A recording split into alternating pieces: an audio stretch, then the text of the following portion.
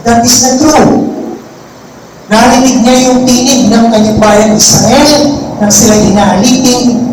Kaya, siya'y kumilos.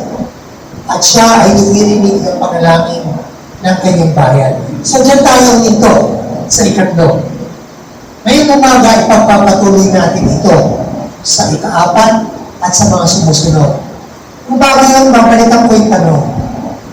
So far, sa tatlong binigay ko na puntos ng nakaraang linggo, masasabi mo ba sa iyong sarili na mas kilala mo na ang Diyos?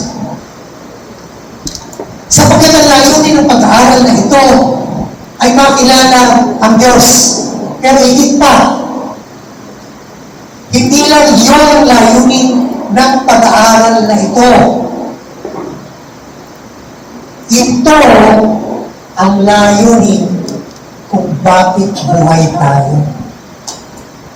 Ang makilala natin ang ganap, ang makaliit natin, ang makaisa tayo ng Diyos sa buhay na ito at sa buhay na darating. Kaya nga kung hindi natin siya kilala dito, eh huwag na tayong uwasang makikilala natin siya sa kabila. Sapagkat yung pagkakilala sa Panginoon nagpapasimula dito at magaganap lang yung kanyang kaganapan. The perfection of our knowledge of God will happen in eternity. Pero dapat ngayon pa lang, yung mga bata, inaakay na natin sa pagkakilala sa Diyos. Tayo na matatanda, dapat lumalalim yung pagkakilala natin sa Diyos. Sapagkat kung hindi, I'm telling you, lahat ng ginagawa natin dito, yung praise and worship, yung pananalangin, yung pag-aaral ng salita, pati life groups nyo, walang saysay lahat yan. Until we come to know God deeply in our hearts, then all the things that we are doing here are useless. Walang saysayan. Are you with me? Yes, sir. So, huwag pong kalimutan, ang layunin ng buhay ay makilala ang Diyos. Ang layunin ng buhay, makaisa ang Diyos. Sa buhay na ito at sa buhay na darating, wala akong pinag-iba. Ngayon, so pupunta tayo sa ika-4 na punto. Pero bago yan, basahin natin yung Exodo, kabanatang 3, talatang 1 hanggang 6. Ito yung pagkatawag kay Moises. Babasahin ko po. Exodo, kabanatang 3, talatang 1 hanggang 6. Samantala, mula nang tumira si Moses sa Madian, siya na ang nag-alaga sa kawan ng biyenan niyang si Jethro. Minsan, itinaboy niya ang kawan pabagtas ng disyerto at nakarating siya sa Horeb, sa bundok ng Diyos. Doon ang anghel ng Panginoon na inapakita sa kanya parang ninga sa gitna ng isang mababang punong kahoy. Kitang-kita ni Moises na nagliliyab ito, ngunit hindi nasusunog. No? So nakakita si Moises na ang tawag sa Ingles ay burning bush. Maalala ko, nung nasa seminaryo ko, meron kami isang profesor. Sabi niya, nakita ni Moses, hindi naman talaga nagliliyab. Hindi naman tayo nagliliyab. Itong halaman ito na matatagpuan sa disyerto ay may mga dahon na pag tinamaan ng sikap mula sa malayo, tila baga ay nagliliyab. Sabi ng professor namin sa loob ko, gusto ko sakaling itong professor na to. Professor ka pa naman sa sakaling kita. Sinabi na nga, nagliliyab. Ngayon sasabihin mo, mukhang nagliliyab. Gusto ko sana idugtong, gusto kong ikaw ang magliyab. No? So sinabi kong nagliliyab. Huwag na natin questionin kung paano nagliyab. Sinabi, yon ay tinatawag na theophany, pagpapakita ng Diyos sa iba't ibang anyo at kapahayagan. Okay. Tuloy natin. Verse 3. Kaya nasabi niya sa kanyang sarili, katakataka ito. Tingnan ko nga mabuti kung bakit di nasusulog. Kayo nagliliyab. Nang lalapit na si Moses, tinawag siya ni Yahweh buwan sa nagliliyab na punong kahoy. Moses, Moses. Ano po yan? Sagot niya. Sinabi ng Diyos, huwag kang lumapit. Bubayin mo ang iyong sandalyas sapagkat banal na dako ang kinatatayuan mo. Ako ang Diyos ng iyong mga magulang. Nina Abraham, Isaac at ako. Tinakpan ni Moses ang kanyang mukha pagkat natatakot siyang tumingin sa Diyos. Reminder, ang chronology, sa kanina nagsimula, si Abraham, si Isaac, si Jacob, bago pa lang po si Moses, 400 years later. Okay? Ngayon, point number 4. Kilalanin natin ang Diyos na nagpapahayag o nag-aayag ng kanyang kabanalan. Kapag narinig mo yung salitang banal, ano pumapasok sa isip mo? Sige nga po. Ano pumapasok sa isip mo pag narinig yung salitang banal? Ano po? Walang bahay, narinig ko. Ano pa? Pure. Okay, ano pa?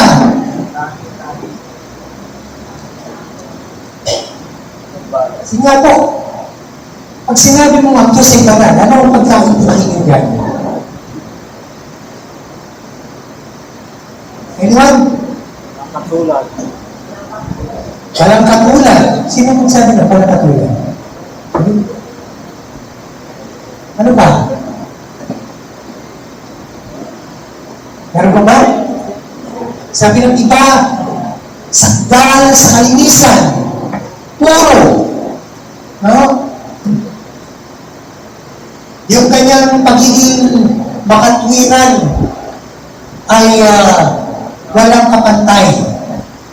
Ito ang mga kaisipan na pumapasok sa atin kapag narinig natin yung salitang banal o kabanalan. Dito sa bahaging ito ng Exodo, nagpakilala ang Diyos kay Moses bilang banal na Diyos. Sa paanong paraan? So, nung nakita ni Moses na nagliliyab yung isang puno, ang sabi ng tinig sa kanya, uparin mo ang iyong sandalyas. Sapagkat ang dakong kinatatayuan mo ay banal. So yun ang utos ng Panginoon kay Moses. Doon pinapakita ng Diyos na siya ay isang Diyos na banal. Pinapakilala niya sa atin kung sino siya. Pakinggan niyo po ito. Pag sinabi natin banal, katulad ng sinabi ko kanina, ang pumapasok sa ating isip, siya ay malinis, walang dogis. Pero ang isa pang kaisipan ng Biblia patungkol sa pagiging banal ay ito, yung salitang separate, hiwalay. Na ang Diyos daw ay hiwalay sa atin.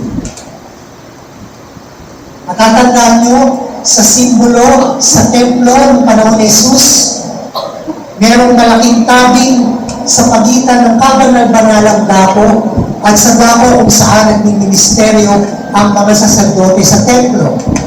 Makikita natin ito sa development ng pagsamba sa lumang tipan. No? Bakit? Kasi yung dakong kinaroroonan ng Diyos ay tinuturing na kabanal-banalan, hiwalay sa atin. Na bakit hiwalay ang Diyos? Hindi po ito hiwalay ng ibig sabihin, lumalayo siya sa atin. Ulitin ko yun. Pag sinabing hiwalay ang Diyos sa atin, hindi ibig sabihin lumalayo siya sa iyo at sa akin. Hindi yun ang ibig sabihin. Ang ibig sabihin ng pagiging hiwalay ng Diyos ay ito, na ang Diyos ay natatangi. Kanina, paulit-ulit natin sinabi, walang katulad, walang kapantay. O bakit natin sinabi yun? Because God is excellent. And God is not simply excellent, but God is excellent in His excellencies. Siya ay kataas-taasan sa lahat ng kanyang kataas-taasan. So, papaliwanag ko yan. Yung pagiging banal ng Diyos, likas yun sa Kanya. Okay? Masusundan niyo ako. Pag naging banal ka, hindi yan likas sa iyo. Tama? Yung magiging kabanalan mo, kapatid, ay bunga ng pakikipagkaisa mo kay Kristo. Binabahaginan kanya ng kanyang pagiging malinis, ng kanyang kabanalan. Pero yung iyong kabanalan, hindi likas sa iyo. Pero likas yun sa Diyos. At kapag pinag-uusapan natin ang kabanalan ng Diyos, hindi natin, ito na, hindi natin pinag-uusapan yung katangian niya. Are you with me? Nasusundan niyo ako? Halimbawa, pag sinabing guwapo ka, katangian mo yun. Tama? Pero ang Diyos, pag sinabi natin, banal siya, hindi niya yung katangian. Are you with me? Therefore, ano yung banal? Ano yung kabanalan? Mga kapatid, ito yun. Pag sinabing ang Diyos ay banal, siya yun. We're referring to who He is. We're not referring to His attribute. We're not referring to His character. We are referring to God Himself. Dahil wala ng ibang banal. Walang makapapantay sa kabanalang yun. Excellent in His excellencies. Ano ibig sabihin nun? Kanina, sinabi natin ang Diyos ay mabuti. Di ba? Sino nandito nung umahaw tayo? Ang Diyos ay mabuti. Ang Diyos ay tapat. Paulit-ulit natin sinasabi kanina. Now, yung kabutihan ng Diyos, yan, karakter niya yan. Okay? Yung pag-ibig ng Diyos, yes, part yan ng karakter ng Diyos. Kung sino siya at kung ano siya. Yung habag ng Diyos, karakter niya yan, katangian niya yan. Pero ito na, mga kapatid, bakit ko sinabing excellent in His excellencies? Pag-ibig ang Diyos, excellent, tama? Pagtapat ang Diyos, excellent, tama? Walang kasing tapat, tama po ba? Pag nahabag ang Diyos, excellent, tama po ba? Okay, eto na. God loves you in a holy manner. God is merciful to you in a holy manner. God is good to you in a holy manner. Are you with me? So, ano ibig sabihin nun? Kung walang katulad ang Diyos sa pagiging tapat sa iyo, walang katulad yung pagiging banal niya sa pagtatapat niya sa iyo. Kaya excellent in excellencies. Excellent na siya sa kanyang pagiging banal. Excellent pa siya kung paano siya nagtatapat sa iyo, kung paano siya umaabot sa iyo, kung paano siya nakakapag sa iyo, kung paano siya nagiging mabuti sa iyo. Walang katulad. Kung bakit ito binibigyan ng diin? Mga kapatid, never, okay, let me just focus for a while dun sa goodness ng Diyos. Never for a moment doubt the excellencies of the goodness of God to you. Huwag mong pagdudahan kahit minsan yung kasakdalan, yung kaganapan ng kabutihan ng Diyos sa iyo. Bagamat may mga bagay na hindi tayo naunawaan sa buhay. So, nung magpakilala ang Diyos kay Moses, banal ang daong iyong kinatatayuan, sinasabi ng Diyos, ako yung Diyos na walang katulad. Wala akong katulad sa pagiging tapat, pero wala rin akong katulad sa kung paano ako nakikitungo sa iyo ng may katapatan. Mo, excellent in His excellencies. Ngayon, sinasabi dito na ang Diyos ay dapat nating makilala bilang isang banal na Diyos. Minsan may problema ko kung dumadalo ako sa mga pagtitipong katulad nito.